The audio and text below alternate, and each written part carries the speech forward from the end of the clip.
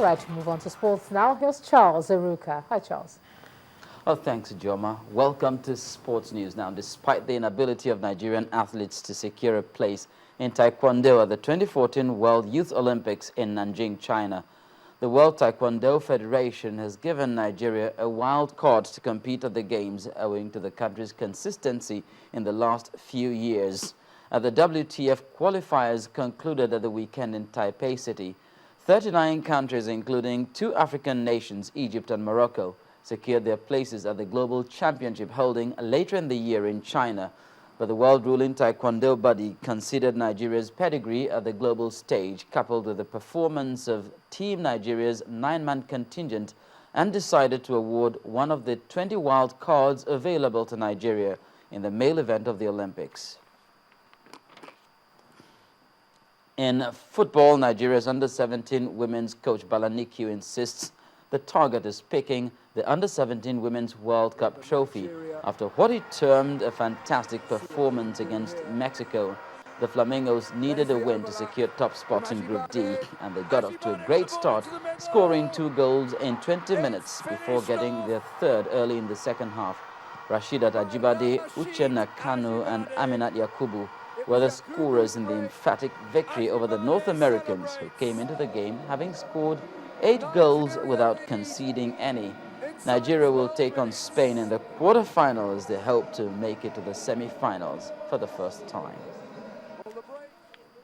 In club football, Manchester City manager Manuel Pellegrini refuses to accept that his team are favourites to win ahead of their match against local rivals Manchester United. Pellegrini also insisted the United game was not more important than any other this season. City are currently third in the Premier League, 6 points off leaders Chelsea with 3 games in hand, and 2 behind Liverpool, who have played 2 matches more. With Chelsea not playing in midweek, it's a good chance for the citizens to close the gap. Well, that's it on Sports News. It's back to Ijoma with the rest of the news at 10.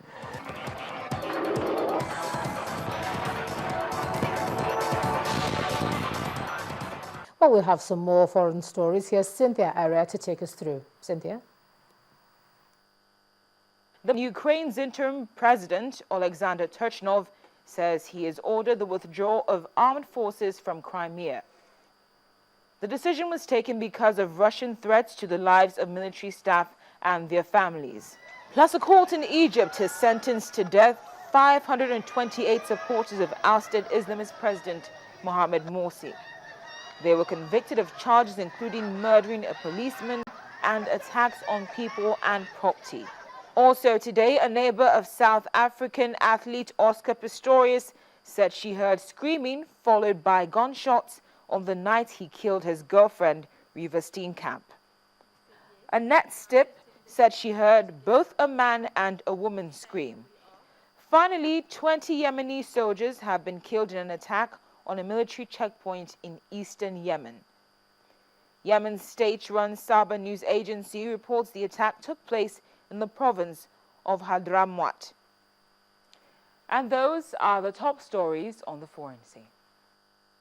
Thanks a lot, Cynthia. Now, celebrity wedding bells in Nigeria continue to ring as Paul Okoye from the P-Square duo says, "I do."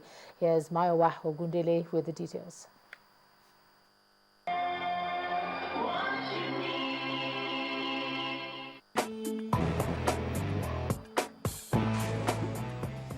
Here are the latest stories from the entertainment world. Paul Okoye from the pop duo P-Square joins his brother and singing partner Peter Okoye in the League of Married Men as he got married to his longtime girlfriend Anita Isama. The traditional wedding, which took place in Port Harcourt, Rivers State over the weekend, attracts the biggest name in Nigerian showbiz, including those from the movie and music world.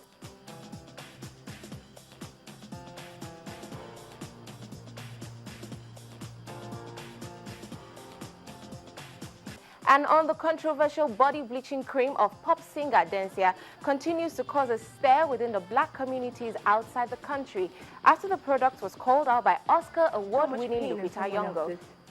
The singer, who has been subject of criticism for her whitenicious cream, was again put on the spot for the perception of a product. I'm an adult, and if I like my skin, it's my choice. If they think that their whole body is a dark spot, then fine, because that's not how I feel.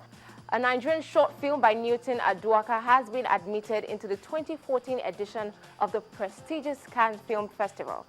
The film, titled Oil on Water, was celebrated at the pre-event of the African Movie Academy Awards and will screen under the Sign Foundation's Atelier category. Oil on Water is loosely based on a story from Bayelsa State in Nigeria. I'm very happy to announce that the Cannes International Film Festival has recently selected a Nigerian project, Oil on Water.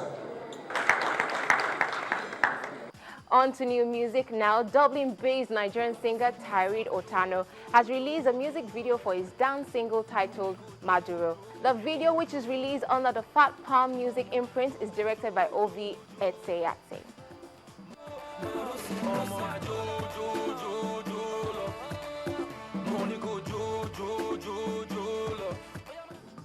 Also, singer Emeka Ikoku, popularly known as Liberty, has released a music video for his track Gong Gong, featuring South African hip-hop star Dalez.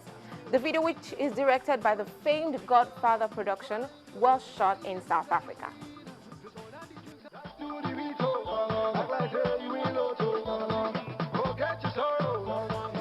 Well, that's it on entertainment news. The main news continues shortly.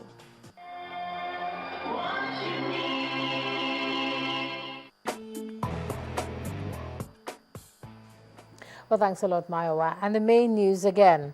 The Malaysian Prime Minister Najib Razak has announced that flight MH370 may have crashed into the Indian Ocean with 239 passengers on board, ending hopes of its recovery.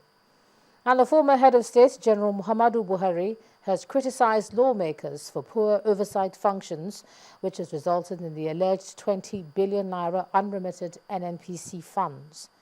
And the Agriculture Minister, Akinwumi Adesina, has discovered cold rooms with rotten fish in Lagos. Well, that's the news at 10 tonight. Thanks a lot for staying with us.